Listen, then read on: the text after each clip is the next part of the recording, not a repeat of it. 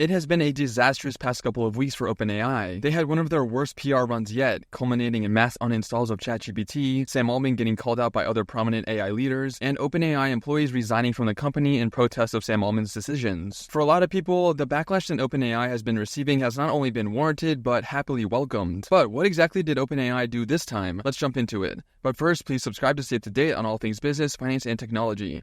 Here's a very quick broad timeline of what happened prior to OpenAI receiving the current backlash. First, the Department of War, or DoW, designated Anthropic as a supply chain risk after the two sides failed to agree on a contract for the US government to use Anthropic's AI models. They failed to come to an agreement because Anthropic had two rules for the DoW when it came to using their AI models: no mass surveillance on US citizens and no operating autonomous weapons. Seems like a fairly reasonable request, but of course, the US government did not think so. The two sides couldn't come to an agreement, so the US government designated Anthropic as a supply chain risk, a devastating label that forbids any military contractor from doing business with Anthropic. All of a sudden, after Anthropic took what people saw as an honorable, moral stand against the DoW and the US government, Sam Altman and OpenAI suddenly swoop in and sign a contract with the DoW. That's right, merely hours after Anthropic became a supply chain risk, Sam Altman tweets that OpenAI signed a deal with the DoW to provide the US government their AI models. He wasted absolutely no time selling out to make OpenAI some extra money. Classic Altman. So now you can probably see why OpenAI has faced even more backlash than usual the past few weeks. As a result of taking this deal with the DoW, OpenAI saw uninstalls of ChatGPT jump 295% day over day. Anthropic, on the other hand, as a result of people recognizing the moral stand that they took, saw Claude downloads jump 88% over the course of the 2 days during this whole ordeal. Claude even reached #1 on the App Store, surpassing ChatGPT. But wait, there's even more.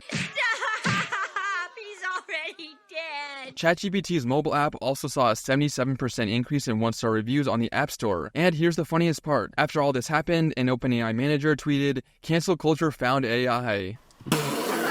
Other OpenAI employees voiced their opinions on Twitter as well. A research scientist at the company tweeted, "I personally don't think this deal was worth it," referring to OpenAI granting the DoW access to their models to do God knows what. Another employee straight up quit, tweeting, "I resigned from OpenAI. This was about principle, not people." But there is a very interesting twist to this story. Remember the rules that Anthropic would not budge on in their negotiations with the DoW, no using their AI models for mass surveillance or to operate autonomous weapons? Well, it turns out OpenAI's deal with the DoW had the same exact rules. According to OpenAI, their contract with the DoW stated that their models cannot be used for mass domestic surveillance or to direct autonomous weapon systems. What this means is that OpenAI's deal with the DoW is essentially the same exact one that Anthropic wanted and would have signed off on had the DoW also agreed. Yeah, all of a sudden Anthropic doesn't look as upstanding in this scenario as people thought they were. But this does beg the question, why did the DoW agree on OpenAI's deal but not Anthropic's? Well, there's at least 25 million reasons why. Additionally, in a memo to Anthropic employees, CEO Dario Amodei says that in addition to the substantial donation from OpenAI president Greg Brockman, another massive reason that the DoW chose OpenAI over Anthropic is because Anthropic has not given dictator-style praise to Trump, while Sam has. Amodei is likely referencing clips like this one, and before we watch this clip, keep in mind that Altman called Trump an unprecedented threat to America back in 2016. To get built here, to create hundreds of thousands of jobs, to create a new industry centered here.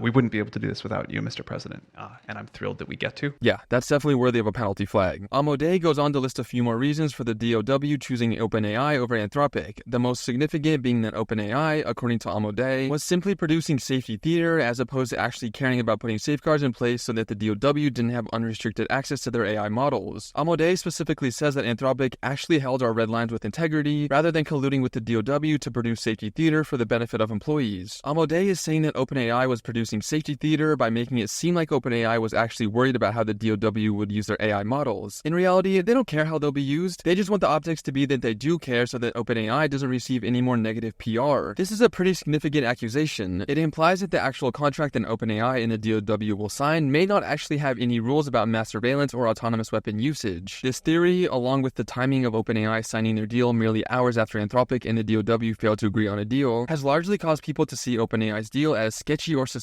according to Amodei. What do you think about OpenAI's deal with the DoW? Let me know what you think, and don't forget to subscribe to stay up to date on all things business, finance, and technology.